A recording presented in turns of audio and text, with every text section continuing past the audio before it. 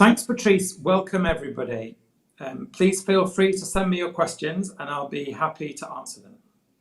So over the next half hour, I'm going to cover something about our investment philosophy and why we like quality compounders, provide some post-pandemic predictions, and then talk through three sectors catalysed by COVID with some stock examples. So, just briefly on our investment philosophy. Lots of people talk about wanting to invest in quality companies, but it seems to us that few talk about in much detail about what this really means. We think that there are 5 characteristics of quality that our global equity team really focuses on, and together with valuation, we help build out bottom-up investment cases for companies. Companies that exhibit these quality criteria that you can see here will see value generation because the underlying businesses will return earnings ahead of their cost of capital. And this means that over time, these companies compound their intrinsic worth. So going around this list, strong balance sheets clearly serves companies well in times of any crisis, but also provides scopes to take advantage of any opportunities that may present themselves.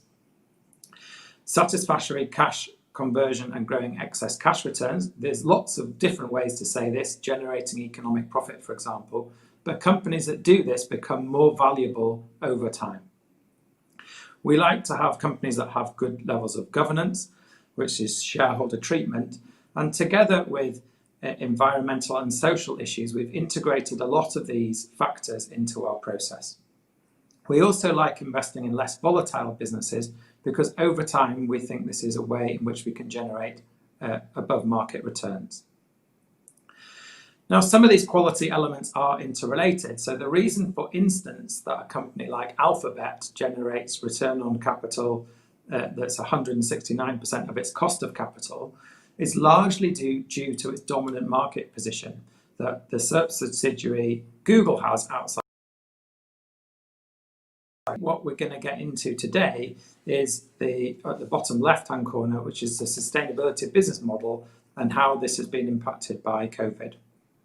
Now, I'm not going to get into the nuances of valuation today, but investing in companies that have this level of underlying growth means that the entry price paid to these firms becomes less important to us than it does for traditional value-based investing. That's not to say it's really important though, not really important though, sorry, and we want to ensure that we buy in at reasonable prices, and I'll be really happy to go into more detail on this if anyone wants to. As with all modelling for valuation in terms of post-COVID, the top-down assumptions are used to drive our bottom-up forecasts. So, on to some post-pandemic predictions. So we have only 3. Firstly, we believe there's going to be a knee-jerk reaction to the first successful Western developed and tested vaccine. And that this happens before year end. There are currently 4 candidates in phase 3 clinical trials in the United States. And Dr. Fauci recently said that he thought vaccine programs would begin to be rolled out for vulnerable people in the United States before the end of the year. Now, on the announcement of a successful clinical trial, we believe that the stock market will not care too much initially how effective the vaccine actually is. We think there are a lot of troubled businesses and they might see significant short-term share price increases. So a couple of examples. There might, for instance, be arguments that airlines have become hugely attractive. Previously, fuel was expensive, now it's not. There was a pilot shortage, now there's not. And a shortage of landing slots, now there's not. And likely, many people might argue there's been pent-up demand for travel. But over the long term, the airline industry has generally failed to achieve its cost of capital. Similarly, perhaps in the retail sector, might see sizable share price returns. This sort of dash for trash trade is what we saw happen after the financial crisis. In the long run, though, the returns from these companies will likely disappoint, and so potentially this is short-lived. A lot of success in managing money is to recognise and avoid the losers, and these are often in structurally challenged industries. The second prediction is that the new normal is going to be a little different. COVID and lockdowns have changed things slightly. People and businesses have become more accustomed to working from home and communicating differently. Back in 2017, there was an analysis by Oxford University on the impacts of the 2014 tube strikes, the underground strikes in London. And in the aftermath of this, they showed that 5% of commuters found a better way in which to get to work, which they suggested. Now, we'd argue that people all over the planet not even having to travel to work every day is likely to have a much bigger impact than this. And thirdly, what our team really believes is that COVID has increased the speed of a number of secular megatrends, and we expect these to continue. So what are secular megatrends? So we've got a definition here. So secular trends are long-term in nature, typically measured in one or more decades. And over the short term, these trends might move in opposite ways. However, in the long term, the trajectory is expected to continue in a particular direction. These are trends that we want to gain access through listed equities. So the first of these trends I'd like to talk through is the rise in e-commerce. Online sales have been growing at over 20% per year and have risen from around 10% of total retail sales in 2017 to around 14% now. E-commerce offers consumers choice, convenience, and cost savings. COVID has accelerated this trend by forcing people online for the first time, and also existing customers have been buying more products. Once consumers experience the benefits of shopping online, their usage of online tends to increase. Now, for a variety of reasons within our Global Leaders Fund, we've selected Alibaba as the best way to gain exposure to this trend. The company is experiencing more rapid growth than competitors, is on a lower valuation, and has a cloud business which is set to be profitable next year. More about cloud later. The core of the business is an online marketplace similar to Amazon and also eBay, eBay's marketplace. But the firm is also highly innovative. The core of Alibaba, though, is the commerce business, and Alibaba recently showed how their new customers, the growth in new customers there, and the growth in the amount that customers are spending there is hugely important. So the core business is the retail business, which is marketplace business, which is profitable. Cloud business is currently unprofitable, but it's really exciting because it's going to become profitable next year. And you might know that Amazon, in terms of profitability, Amazon makes about half of its profit from the cloud business now. And so it's a pivotal moment really when cloud starts to become profitable. And then digital media and all these innovative businesses are actually unprofitable, but demonstrate this wonderful innovation engine that Alibaba is. So huge potential for future growth. So we mentioned that, I mentioned that there's a big growth in new users. Here Alibaba showed us recently in an analyst day that a new user will tend to make about 30 transactions in the first year across 7 different product categories and spend about 2,500 renminbi, which is about 370 US dollars. But after 5 years, on average, there are going to be over 3 times as many transactions across 19 categories, and the average spend is over 4 times that amount. So the rise in the Chinese domestic consumer is really, really exciting. And of course, Alibaba also owns a third of Ant Financial. Can talk about that in questions if anybody would like. Now, it's not our central case, but there is a really good chance that China experiences a big consumption boom. Capital is pouring into the country, and this could well lead to an increase in the value of the renminbi, which would raise the purchasing power of the Chinese consumer, and this would be lower multiples than a lot of peers and higher growth. We thought Alibaba was very attractive. way to benefit from this trend in e-commerce. So the next trend that I'd like to talk through is the secular growth in health and hygiene.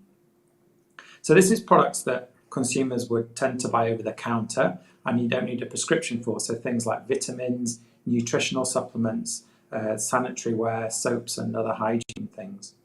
Now this was a big growth trend before COVID. This was consumers moving to be less reactive when they got ill, trying to seek help, and trying to be more preventative. So this is people now exercising more to stay fit and buying nutritional items to try and prevent getting sick in the first place. Now the population of the world is aging. You can see here a chart of the population of the world aged over 65 is now greater than the population, and a very large proportion of healthcare spend is generally spent on older consumers. So there's now lots more self-diagnosis by consumers before going to see their doctor. There's been a big rise in disposable income in emerging markets, and the more money that people have in their pockets, the more people tend to go out and spend. So how have we decided to get exposure to this trend? Again, through equities, we purchased a company called RECKITT BENCKISER. Now you'll probably recognise many of these brands. They're trusted brands amongst many consumers. So the business is split 61% health products and 39% on hygiene products. And we've seen a big boost recently with people being at home. So why did we choose to invest in RECKITT BENCKISER? So great brands, attractive valuation relative to the peer group. Now, prior to us purchasing shares in the company, we had noticed and we knew very well that the company had in growth, but also in terms of share price as well. And this was due to a few issues. Some of these were self-inflicted and we understood them, and also some were beyond their control. So self-inflicted things, the firm had gone out and purchased Mead Johnson, US company, which was experiencing quite rapid growth in selling baby milk within China. We understood that they had overpaid for that, and that was underperforming. And then also they had a major cyber attack. I actually met management in Edinburgh shortly after they had a major cyber attack, which is full of interesting stories about that. Now, I think what we saw happen though was these factors meant that management took their eye off the ball and were a bit distracted and weren't achieving things. Now, what made us quite excited was to know that there was new management coming. It was from Pepsi Cola, and they were going to go back to basics.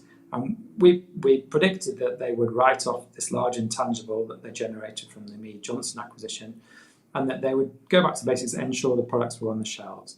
So we invested in the company towards the beginning of this year.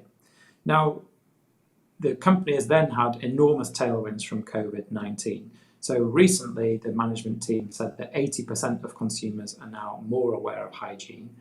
And these two charts show what the firm's growth rate would have been on the left if they'd maintained market share within the areas that they operate in, and then on the right what they actually achieved. And you can see that for 3 prior years, 2017, 18, 19, they really did underperform market levels of growth. And what's very encouraging to us is since the new management team has come on, and thankfully since we have been invested in the firm, the company's been growing quite significantly ahead of market. And so they have been in the sweet spot for COVID, and we actually decided to buy a bit more stock in the COVID crisis. And the firm has started leveraging their hygiene brands well, launching more products and forming partnerships with airlines, hotels and car rental companies. So it's now growing at a higher rate than peers. We're seeing over 10% revenue growth and operating profit growth. So we're very positive on the company and a great way to play this sectoral theme. So now I'm going to talk about the large growth in data. We think we're at the early stages of a decade-long investment cycle centred on data and digitisation. And we think there's going to be an explosion of data globally. Automating things more and new technologies are driving data creation, and all this data needs to be stored and then disseminated. And this drives demand for data centers. And there are lots and lots of trends that are growing. So we talked briefly about the cloud.